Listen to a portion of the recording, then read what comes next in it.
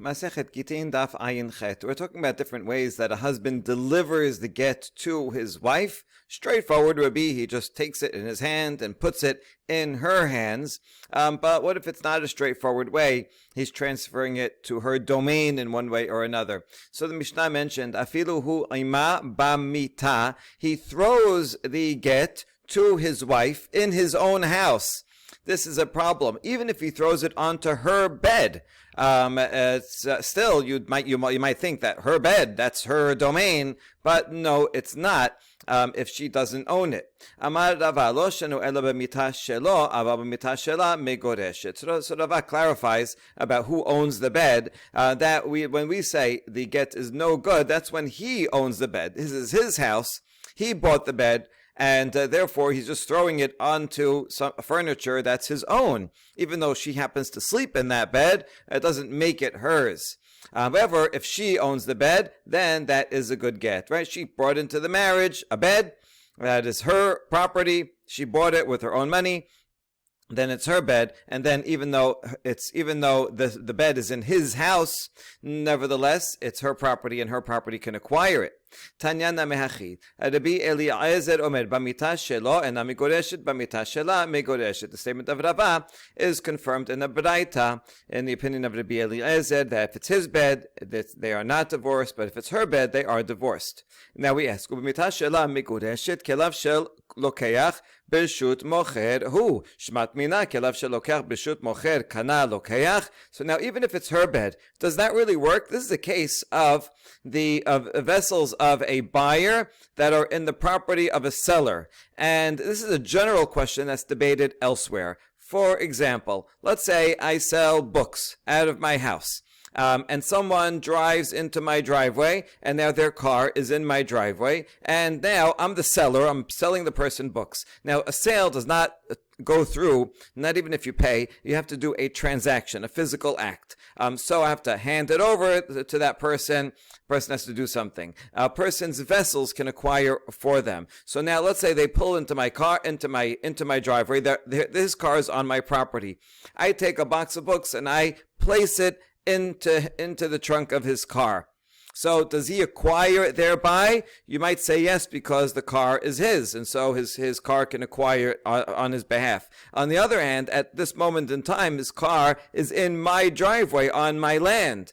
And so this is a general debate whether the vessel of a buyer in the domain of a seller can acquire it for him. And in this case, well, this is equivalent because this is her bed in his house, and we have Rava and a Braita saying it's good. So maybe we could prove from here and resolve the debate that yes, this kind of transaction is good. The vessels of one person, even if it's in the domain of the seller, will work.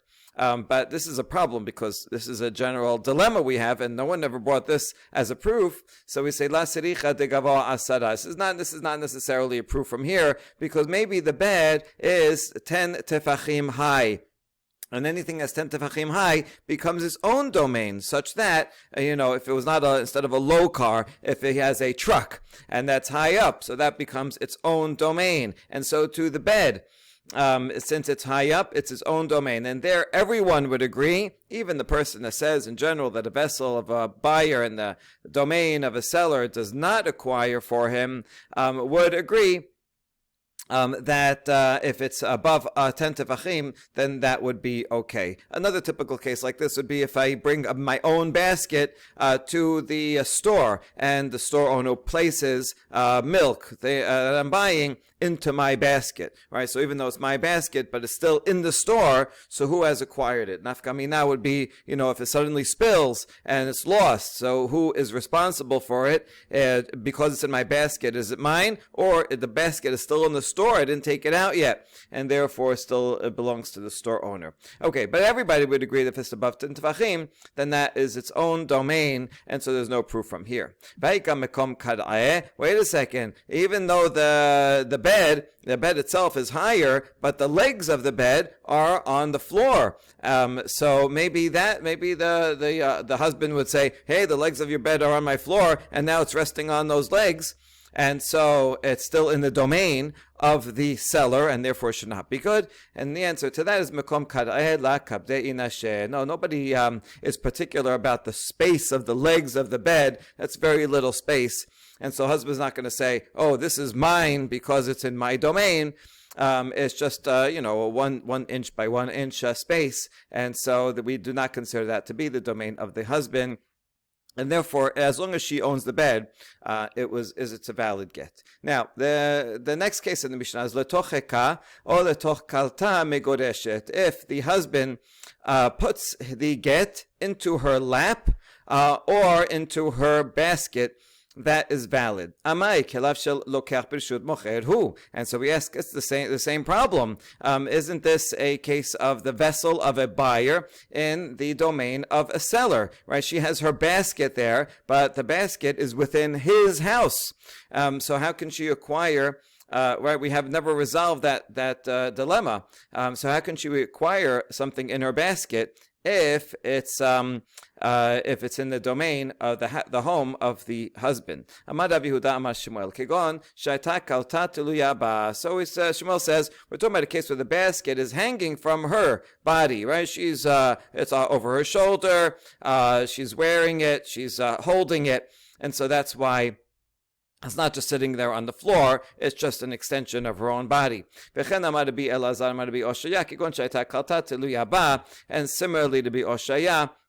and then Yisrael says the same thing as what Shemuel says in Bavel, that it's hanging from her body. Rabbi Shimon ben Lakish Amad Kishura Af Apisha Natiluya. Lakish gives another answer. It could be that it's attached to her body, even if it's not hanging from her body. Right? If this kalta is like a sewing vessel.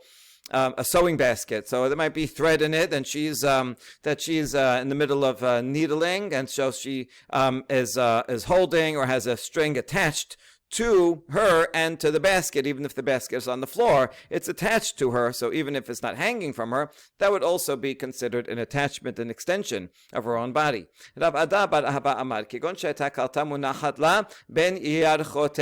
Or another possibility is that the basket, let's say she's sitting on the floor, and the basket is sitting between her legs, even though it's on the floor, and she's not hanging off of her, and she's not attached to it, and nevertheless, that's her personal space, right? If someone is sitting on cross-legged on the floor, so the space between that person's legs, that's their personal space, and that is fine, that can acquire for her.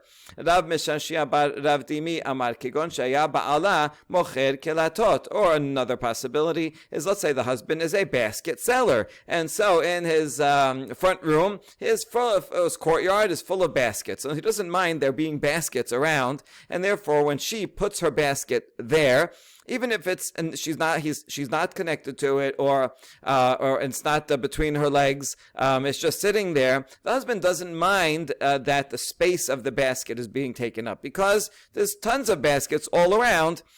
So he doesn't mind baskets being in his courtyard. And since the husband doesn't mind that someone is putting their basket there, his wife, he's effectively giving her over that area to acquire that area for her to place her basket, to acquire the get on her behalf. So as long as he's okay with it, and he delivers, he relinquishes the ownership of that area for her, doesn't mind that she puts it there, so it can acquire for her. Rabbi Yochanan Amar, Mekom Haika Kanui La, Mekom Kalta Kanui La. Rabbi Yochanan is more expansive and says even if it's not connected, even if he's not actually a merchant, that he always has a lot of things there, and even if it's not between her legs or hanging off of her or attached to her, it's still fine, because the space of her lap belongs to her, and the space of her basket belongs to her. Her lap meaning like she's wearing a dress, and the get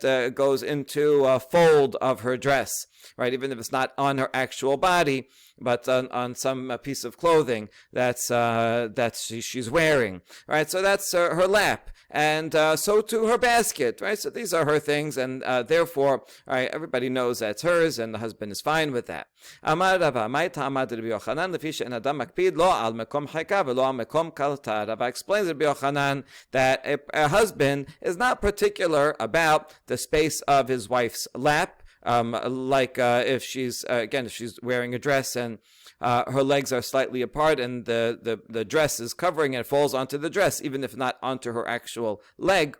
That is fine, and so to her basket. The husband doesn't mind giving over ownership of that area, such that if he puts the get in that area, on her dress, in her basket, that is acquired by her. Tanya Namehachi, we have a Baraita that supports Rabbi Yochanan Zerakola letoch heka or letoch kalta or letoch kol davar shu kekalta harezo megoreshet. If he throws it into her lap or her basket or anything that is like her basket, that is a divorce. What is that coming to add? Kol davar shu kekalta lutuye mai letuye taska dachla ba tamret, including a basket from which she eats dates. She holds the dates in there and she snacks on them. That's also her personal space. And so you see here in this Baraita, it doesn't add, and it's attached to her, or it's hanging from her. It doesn't add anything like that. And it even expands and says anything that's like that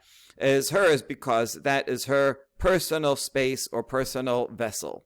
Next Mishnah. Amar la kinsi shtar zo hobze o shema sa'ato me'achorav kor'a v'hare hu kita eno get ad sheyomar la hegitech. Husband gives a document to his wife and says, here is a promissory note. Hey, I'm giving you an IOU, right, that I owe you money. And now he's tricking her. We saw before that a husband might want to do this, maybe because he's embarrassed to divorce his wife.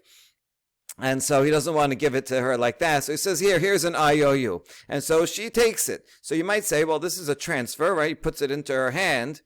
Second case is that she finds it behind him. Well, in this case, there's no actual giving. So the Gemara is going to talk about that and explain how where the act of giving is here. But the point is, in both of these, he doesn't say that this is a get. Only after she reads it and she says, hey, this is a get. This is invalid because he has to say, here is your get. The Gemara also will discuss whether he has to say, this is your get at the same time that he gives it to her, or if he can give it to say this afterwards. And the next part is Natan biyadav v'hiyeshena ne'orav kor'a v'harei hu gita eno get ad she'omar la he gitech. Similar principle. He gives her a get while she's sleeping. That's not very nice. You wake up, or that's a rude awakening, right? So he puts it into her hand or on her while she is sleeping. So he doesn't say anything. It wouldn't help because she's not listening. She wakes up and she reads it and says, this is a get. This is an invalid get because he has to say, this is your get.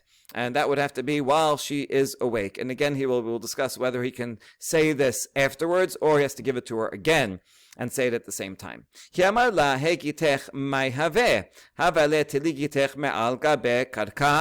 now we ask, wait a second, assuming that let's say he gave it to her as a promissory note, and then afterwards he said, hey, here is your get. Or actually, the second case, right? She takes it from behind him, and then he says, here is your get. So how would that be good? This would be the same as if a husband put a get on the floor and said, pick up your get from the floor. That is not an act of giving. It says, V'natan biyada, he has to give it to her. Right? Rava said that if in the case like this, where it's on the ground and he just says, pick it up off the ground, and even if she picks it up and he said, here, take this is your get, it's no good because there has to be an act of giving. And so if she finds it behind his back, so she took it, that's the same as taking it from behind, from on the floor. The answer is, it's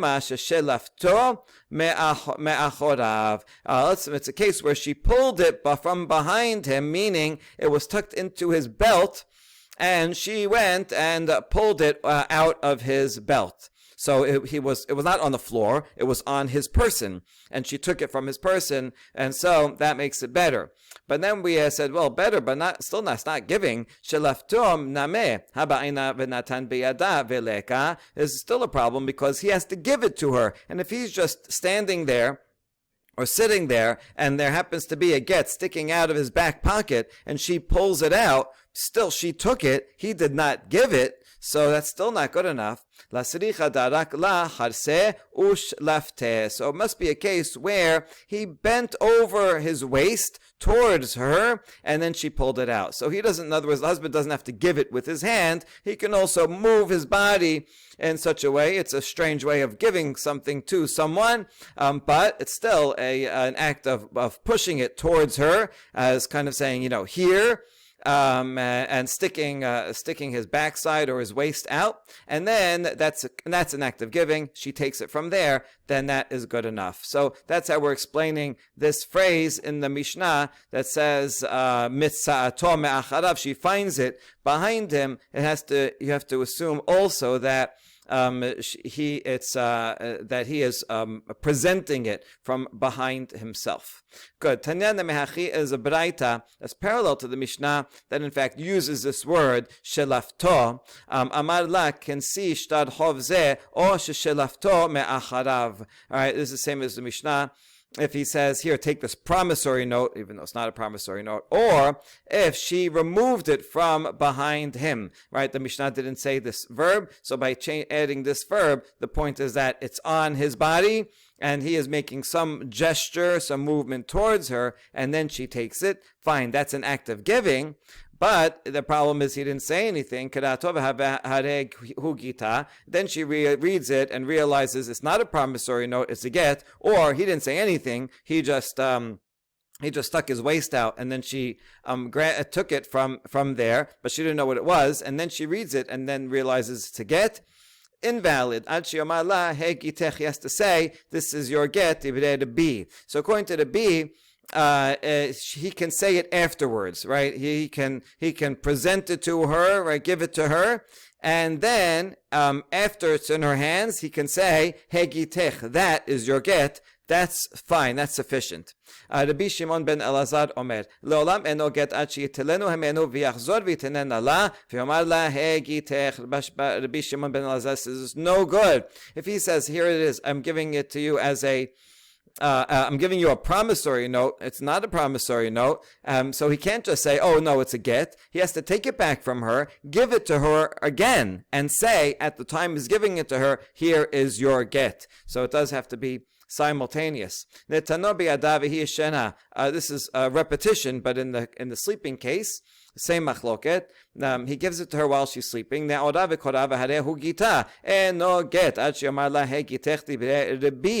She wakes up and reads it and sees, oh, this is a get. It's invalid unless he tells her after that that this is your get. But that's according to the B. He already did the giving, even though she was sleeping, but he put it on her, so that's okay. That's giving. And when she wakes up, he says, "That's your get. That's fine." Rabbi Shimon ben Elazar omer ad shitelenu hemenu v'yachzor v'yitenen alav v'yomar la hegitech.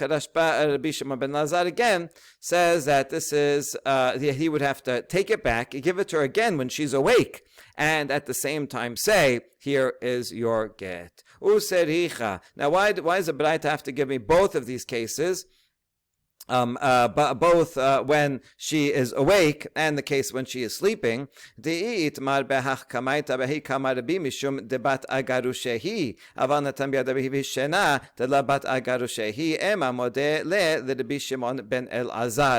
if I only had the first case, I would say in the first case the B is lenient and says that you can separate the giving and the saying, because at the time of giving she is awake and therefore she is subject to being divorced, right? She has her mind with her.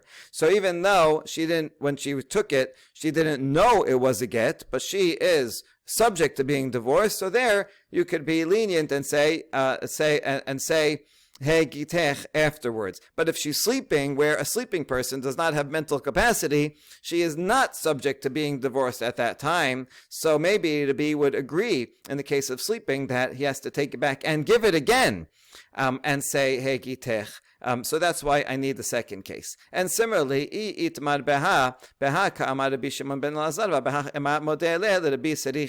only had the second machloket regarding the second case, I would say maybe there, that's where to be Shimon ben Elazar is machmir because she's sleeping, so that giving is not a giving at all. She's not worried, she's not subject to being divorced. In that case, he would say you have to take it back and give it to her again and say, here is your get. But in the first case where she is awake, maybe he would agree that he can give it to her, and then say this is a promissory note, and then afterwards say that is your get. He might agree because she is awake and is subject to being divorced, and that's why has to tell me the first case as well, so that the machloket is included. The machloket applies in both cases. Amar Rava, katav la get untano beyad abda ישן ומשמרתו, הרי זה גט. נאור אינו גט, הביא עליה חסר משתמרת שלא לדעתה. If the man wrote a get and he gave it into the hand of her slave, she has a slave that she owns, and puts it in his hand while the slave is sleeping, and she is guarding him. She's standing over him, or in some way, right? Can trust that it will stay safe there. That is a valid get. The reason is because she owns this slave, like you own a field. And just like a male husband can put it in her field or on her vessel, so the slave sleeping is actually good in this case. See, for the woman, if she herself is sleeping, she has no mind, so she can't accept the get. But the slave sleeping is good because then he's stationary, stable, and can receive it. But if the slave is awake, that's not a good get, because that would be like a courtyard that is not secured by her. Since the slave is awake, he has a mind of his own. Having a mind of his own is a negative if you're going to be a vessel, right? You want to be a vessel, you have to be just still like a vessel.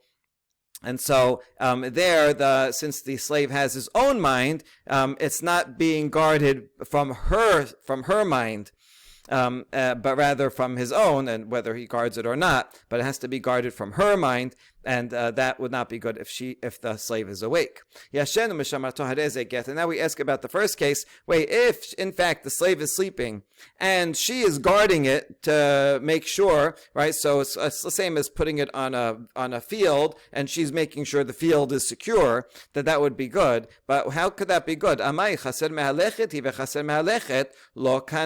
is a problem because it's a mobile courtyard, and a mobile courtyard cannot acquire something on behalf of its owner, like a boat or my car example before. This is something that moves around, and we have a general principle that something that moves cannot acquire something as a courtyard. And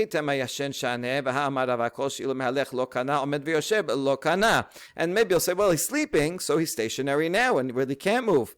But Rava said anything that could move does not acquire, even if that thing is standing or sitting. So, in the case of a car or a boat, even if it's parked right now, but it could move, that's still called something that moves. So the final answer is, if the slave is bound up, then that's considered stationary, right? He's machloket, whether he has to be sleeping and bound up, or sleeping or bound up. But the point is that let's just say if he's sleeping and bound up, then he is not moving, and even if he wakes up, he couldn't move. And so if he's bound up, then that is totally immobile, and that would be fine. That could work as a courtyard that does not move and acquire on her behalf. Next Mishnah, Hayta omedet b'shut harabim. וזרקו לה קרוב לה מגורשת, קרוב לו אינה מגורשת. מכסה מגורשת ואינה מגורשת, וכן לעניין קידושין. So now, beforehand we were talking about where he puts it into her domain, or he puts it into a vessel in his domain. But now we're in public domain. So public domain has different rules. She is standing in the middle of the street, public domain, and he throws it to her. Now she catches it, that's fine, but it lands on the floor somewhere between them. So what's the law? If it's closer to her, it's a good get. If it lands closer to him, it's no good. If it's exactly in the middle, then it's a safek. So she is divorced and not divorced. To get married again, she would need another get. And if he dies without children and there is a yabam, she would have to get halisa. And the same is true regarding kiddushin. If he says haret mikudeshet with this coin and throws it to her and lands on the floor, if it's closer to her, then that's a good kiddushin. If it's closer to him, it's not a good kiddushin. And the same thing applies to a debt. If I owe you money, you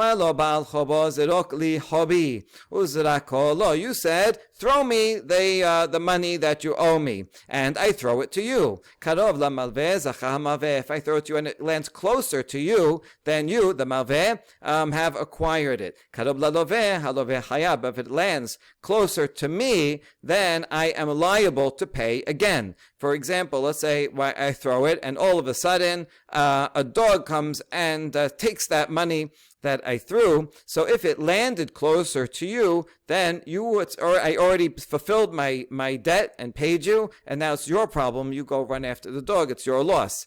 But if it lands closer to me and the dog comes and eats it, then I have to pay. If it lands exactly in the middle, then we split the difference. Good. Now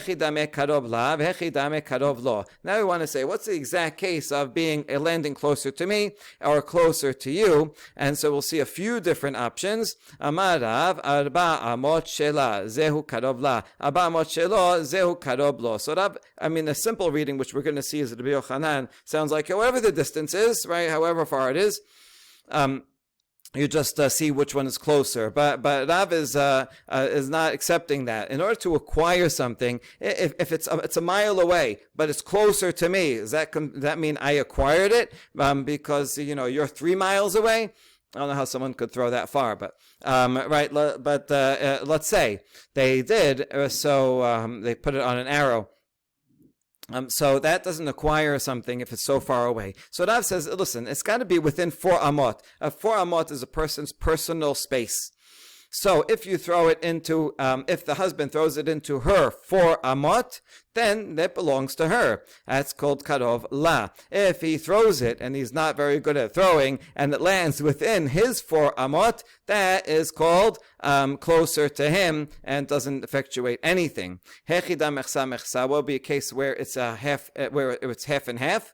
Amar Rabbi Shemuel bar Rav Yitzchak egon shayu shnehem omdim barba amot. Well, you can have half and half if they are both standing within the same 4 amot. They're standing right next to each other, on top of each other, and so the 4 amot overlap precisely, and so he throws it, it just chucks it a little bit, and it lands there close to them, but it's overlapping. It's his 4 amot and her 4 amot. So does that count? That's when we say it's a safek. On the one hand, it's in her 4 amot. On the other hand, it never left the husband's 4 amot. So then we ask about that case. Why don't we see who got there first? See, if my husband, I get there first, so now this is 4 amot. If the wife comes afterwards, so then it was my space first. You can't come and trespass on my space. So then it would be not a good get. But if the wife was there first, and that she got that 4 amot, and then the husband comes and then throws it in there, it should be good. So why don't we just see who came first? Maybe you'll say they got there at exactly the same time, precisely. No, but it's impossible to be so precise. There's always going to be, nothing happens exactly at the same time, right? There's going to be, one is going to be before the other. And therefore, it's impossible to have a case of an actual safek. So that's a problem of how you could have both at the same, how you could have a mechsa or mechesa, and therefore we offer a second explanation. Ela amar Rav Kahana. We're talking about where the husband and wife are precisely 8 amot apart from each other. And he throws it from his 4 amot, he's in the middle of, or at the edge of, and throws it into her 4 amot, and she is at the opposite edge. So therefore, the borderline, right, is exactly, if it goes before that, they're 8 amot apart, the borderline of 4. If it lands before that borderline, it's not a good get. If it passes that borderline, that's closer to her, and that is a good get. But either way, it is within 4 amot of her. So that's how she acquires it with her personal space. According to this, if they were far apart and he throws it somewhere into the middle, she's not going to acquire it. It does have to go into her 4 amot. According to this explanation, how could you have a case of mechesa al mechesa? As follows: V'get yosem arba amot shelo arba amot shela. If he throws it and it lands exactly in the middle, such that the document is partially in the husband's 4 amot and partially over the line in her 4 amot. So that's mechesa mechesa. So that would be a safek megoreshet ve'ena megoreshet. We challenge that. V'ha agid gabe. Hold on, it's still attached to him. When you give something, it has to be released from your domain. And here it never left his domain. So this would kind of be obvious that is not a good get because he has to leave his domain. It's still within his 4 amot. Ela Rabba v'Rav Yosef ta'ameret harvayu hacha b'shtei kitei edim askinan achat omeret karov lo v'achat omeret karov la. Rather, how could you have a case of safek if you have 2 sets of edim? One set of edim comes and testifies, we saw it landed closer to him within his 4 amot, and the other one says we saw that it landed within her 4 amot. It went totally over the line. So there, it's either totally in his or totally in hers, but we don't know which one it is, and so therefore that is a safek, and she needs another get. All right, so that's 2 answers. Rabbi Yochanan Omer, karov la shaninu afilu me'a amma, ve'karov la lo shaninu afilu me'a amma. Rabbi Yochanan follows a more simple reading of the Mishnah that closer to her means closer to her. It doesn't matter even if they're very far apart. Even if they're more than 100 amot apart, and it's closer to her, that's fine. Closer to him, right? You measure whatever the middle is, that is totally fine. Now, even though in general a person cannot acquire something in public domain, if it's far from him, it has to be 4 amot, is the only thing that counts as a person's personal space. Here, the rabbis were lenient because of aguna. They wanted to make it easier for women to receive their get, and so this would be a special law that applies here. Now, according to this, how would you have a case of exactly in the middle? So, I mean, you could have it if it's 200 amot away and it's exactly on the borderline. We might have the same problem before. You could say 2 edim, but the following statement is going to really clarify what Rabbi Yochanan meant. Amar Rav Shemen bar Abba, l'didi mifarshali mineh to Rabbi Yochanan. Hu yachol l'shomro v'hi ena yachola l'shomro, zehu karob lo. היא יכולה לשומרו והוא אינו יכול לשומרו, זהו קרוב לה. שניהם יכולים לשומרו, שניהם אין יכולים, זהו מכסה על מכסה. So according to this clarification, if this is a mile away, even if it's closer to her, it's not going to be good. It has to be that one of the sides can guard it. So if he can guard it and she cannot guard it, right, they're, let's say, a football field away, right, and it lands closer to him and close enough such that he can guard it, but she can't, that's called closer to him. However, if she can guard it, but he cannot, that's closer to her. So again, on the football field, if it lands close to her at the 10-yard line, so imagine if this was a football or a soccer ball, and they were playing a game, so this would be close enough to her side that she, even though it's not in her 4 amot, still she could control it. Nobody else will be able to come and take it. If a dog would come or a thief would come or something, she would be able to get to it quickly enough that it's called guarded.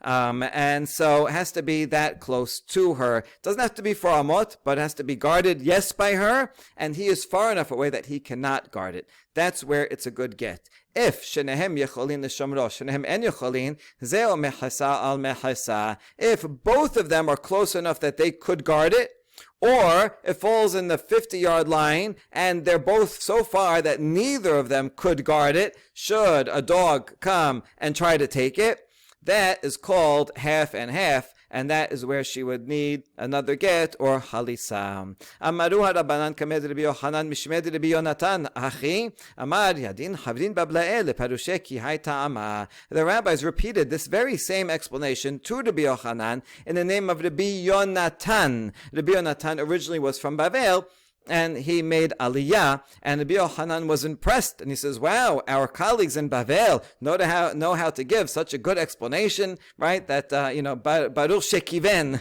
that he found the same explanation that I figured out as well.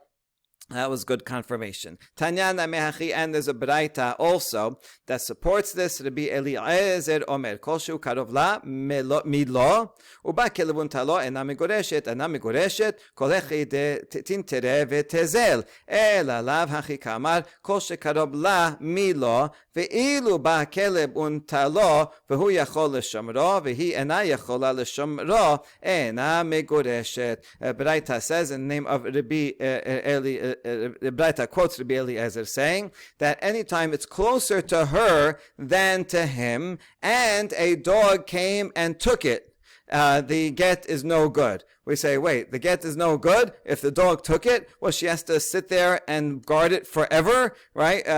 Shouldn't it be good once it lands?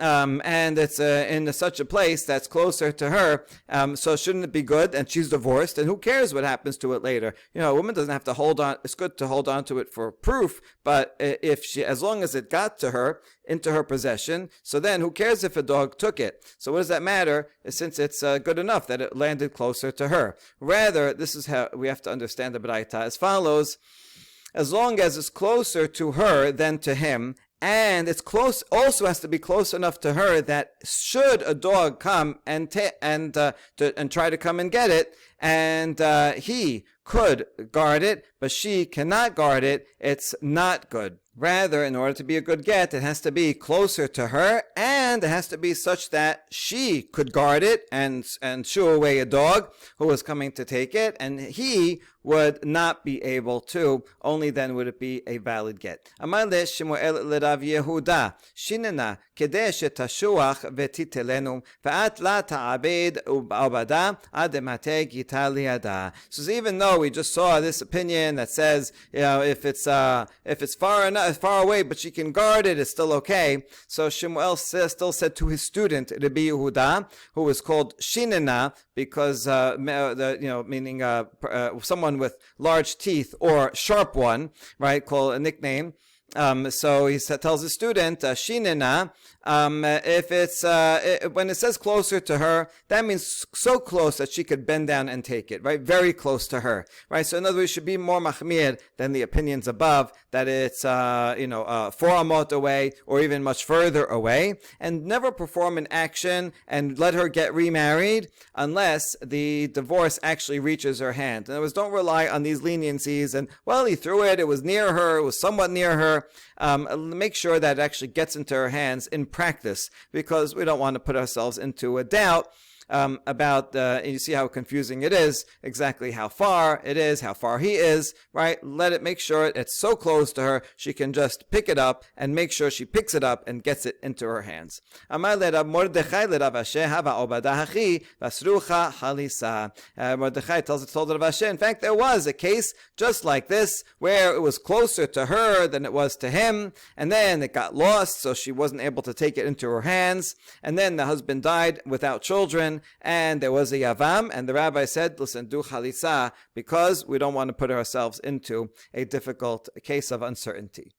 Vechen le'inyan kiddushin. Mishnah said, just like regarding a get, if it's closer to her, it's a valid get. So too regarding kiddushin, if he throws a coin to her and is closer to her, that's a valid kiddushin. Amar Rabbi Aseh, Amar Rabbi Yochanan leGittin amru v'lo ledavar acher. Now Rabbi Aseh said in the name of Rabbi Yochanan regarding this halacha that it's valid for a get, but not for another matter.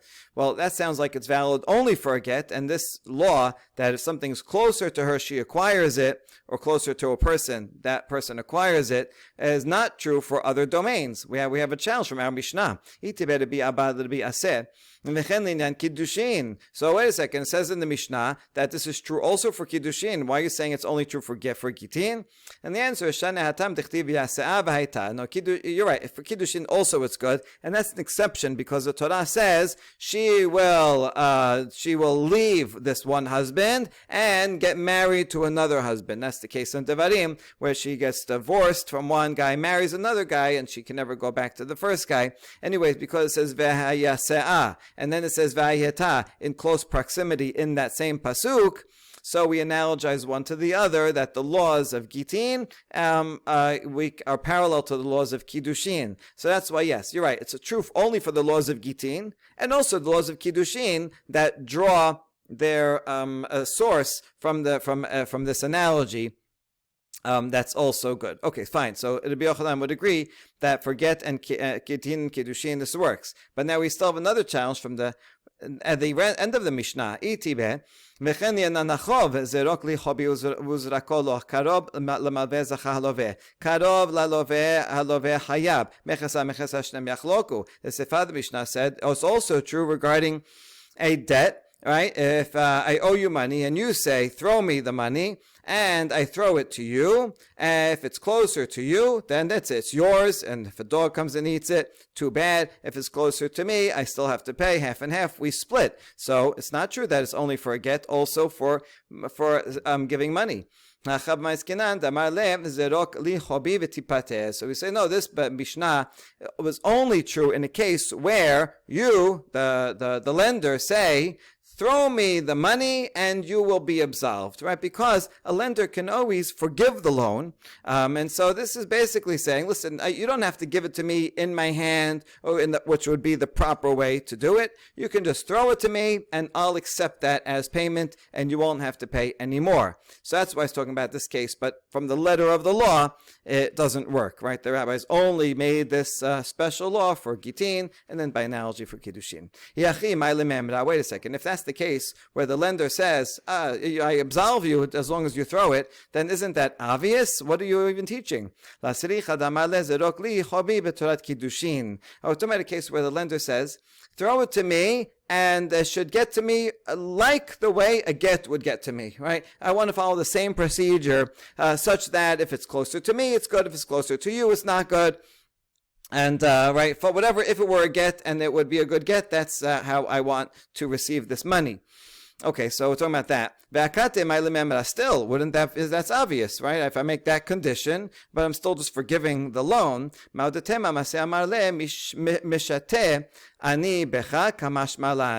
chidush is that you might think that the lender is just teasing the borrower, saying, oh, throw it to me like a get. It sounds like a funny thing to say. And so then if he throws it in such a way and then doesn't actually get to him and the dog comes and eats it, you might think the lender could say, I was just kidding about that. I didn't really mean it. So the Mishnah comes to teach us that, no, if he says it, then he really means it.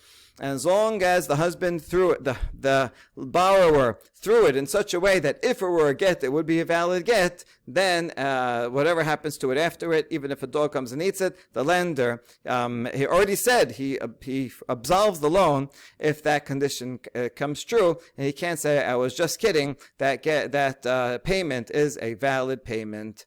Amar Rav Chista, get biyada u'meshicha biyado, im echol nenateko lahabi eslo, ena megoreshet v'im lav megoreshet. Okay, now this is talking about strings attached, literally strings attached. The husband puts the get in her hand, and he has a string attached, and he's holding the string. So is that considered giving? So we see, if he could pull the string and pull it out of her hands, then it's not a get. But if not, if it's just such a thin, flimsy string that he wouldn't be able to pull it out of her hands, then the get is valid. Now, if the string is strong enough that he could pull it away, why is it an invalid get? Because the Torah says we need a sefer kiritut, a document that severs the relationship. And if he still has strings attached, then it's not. He didn't give it to her fully. This is a literal string attached. There are also cases where he puts in conditions that are like strings attached, which are also no good. But certainly this one, where he didn't give it to her, he still has a way of pulling it back, is certainly no good. Amar Rav Yehuda, hayta yada asuya ketafres uzra kola af al pi shelo higia get liyada ena migoreshet. Another case of a giving that's not a sufficient giving. If she puts out her hand but it's sloped such that he throws it to her and it lands on her hand, so yeah, it did touch her hand, but then it rolls right off. Even though it reached her hand and touched it, it's not called get. She did not acquire it. She didn't take hold of it. Amai ha kinafel abarba amot dida kanafel. Now we ask, wait a second. So what? So what if it rolls off her hand and falls on the floor? Still, that would fall on the floor right in front of her within her 4 amot. So as long if they're in the Reshut Rabim, it should still be a valid get. And the answer is bedelonach. Let's say it didn't fall on the floor. A big wind came and swept it away or burnt in fire and never landed on the floor. So that's why it never was a good get. Hold on. Hold on. Maybe it should still be a good get because it's within the airspace of 4 amot. And right, doesn't a person have not only the personal space of 4 amot on the floor, but also the airspace? And if that's true, tifshot deba'er bi elazar ba'amot amot she'amaru yesh lahen avir or en lahen avir, tifshot en lahen avir. And since Rav Yehuda here said that the get is no good, we can use this to resolve a question that Rabbi Elazar had, and we didn't have a resolution. Wouldn't this be a good proof that when the halacha says that the 4 amot of a person is their own personal space, and he was wondering whether the airspace is included or not, we should derive from this statement of Rabbi Yehuda that airspace is not included, because he says that if it falls off her hand, even though it's in her airspace, it's no good. If it doesn't land, it's no good. So couldn't we resolve that? And the answer is, no, we cannot necessarily resolve it, because this case could be talking about where she is standing right at the edge of a river, and she's holding her hand over the river, and he throws it, and her hand is sloped, and he throws it to her hand, and it touches her hand but bounces right off. And therefore, since there's no ground underneath, because let's say she's over a river, or same thing, be over a cliff, and so there's no way that it would land on anything. And therefore, there is no 4 amot of land. You can only talk about airspace of land, over land, if there is land. But if she's standing over a river, such that if it fell down, it would just go into the river and be swept away. There's no solid ground. I wonder if a cliff is the same. A cliff, even though it's very far down, maybe you say there's still some ground somewhere down there. Okay, so let's stick to the river. Since the river is not a ground, and therefore the airspace also would not be an airspace, and that's why we would not be able to resolve the question of Rabbi Elazar based on this statement of Rabbi Yehuda. And so it could be that the only time that it's an invalid get is if she's holding her hand sideways and she's holding it over a river. But if she was standing over land, then maybe indeed, if it fell on the ground, it would be acquired that way. And even if it didn't fall on the ground, if you think that airspace of 4 amot is good, that also would make it a valid get. Baruch Adonai le'olam, amen ve'amen.